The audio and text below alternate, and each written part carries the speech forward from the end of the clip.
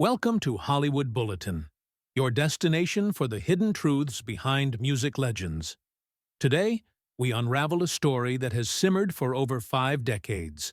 A story filled with chart-topping success, inner conflict, silence, and now, long-awaited truth.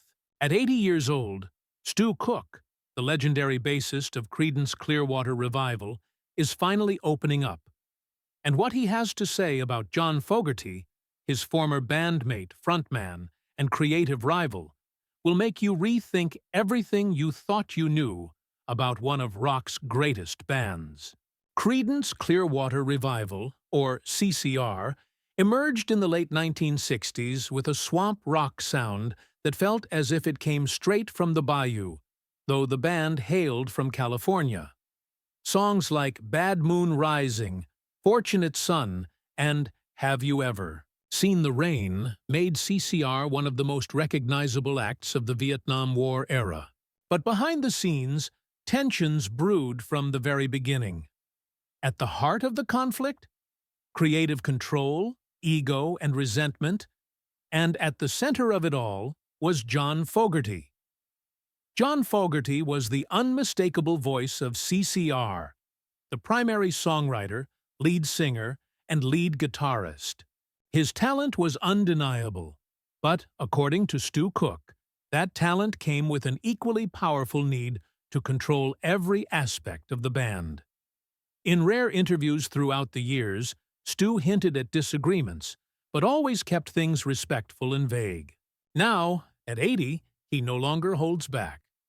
In a recent conversation, he described the experience of being in CCR as working under a dictatorship.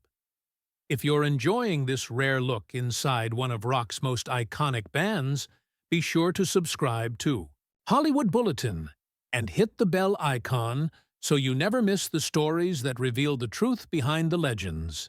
Stu explains that the band dynamic was never democratic.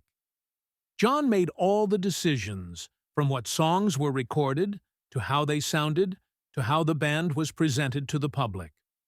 The rest of the members, including Stu and drummer Doug Clifford, were expected to fall in line. For a while, they did. The success was undeniable, and the music they created together was timeless. But the resentment was growing. Stu and Doug wanted a voice, a chance to contribute creatively. They were musicians, not just hired hands. But John wouldn't budge. By the time the band recorded their final album, Mardi Gras, in 1972, the tension had boiled over. John insisted that the other members contribute equally to songwriting and singing, a move Stu now believes was intended to sabotage the band.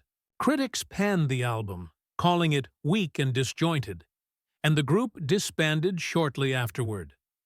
For years, Stu and John barely spoke. The feud became one of the most infamous in rock history. In the decades that followed, John Fogerty launched a successful solo career, while Stu and Doug formed Creedence Clearwater Revisited, touring without John but playing the band's classic hits. Legal battles ensued over the band's name and use of the music. Publicly, John accused his former bandmates of betrayal. Privately, the wounds ran deep.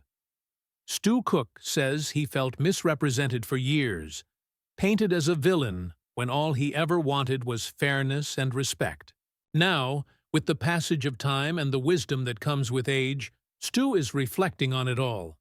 He says he doesn't hate John Fogerty. He never did.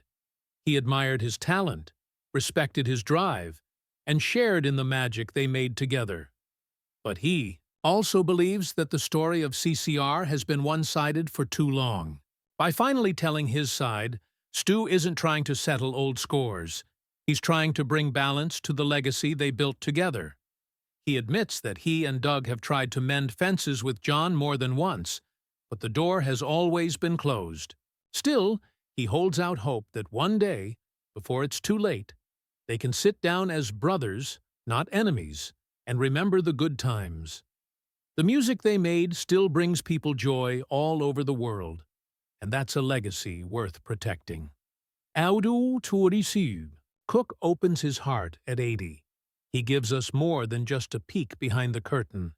He offers a reminder that behind every hit song is a human story, filled with pride, pain, and the fragile hope of reconciliation.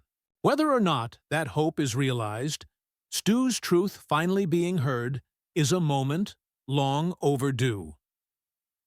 Thank you for watching Hollywood Bulletin. If this story moved you, don't forget to like, subscribe, and tap the bell icon so you never miss another powerful journey into the heart of music history.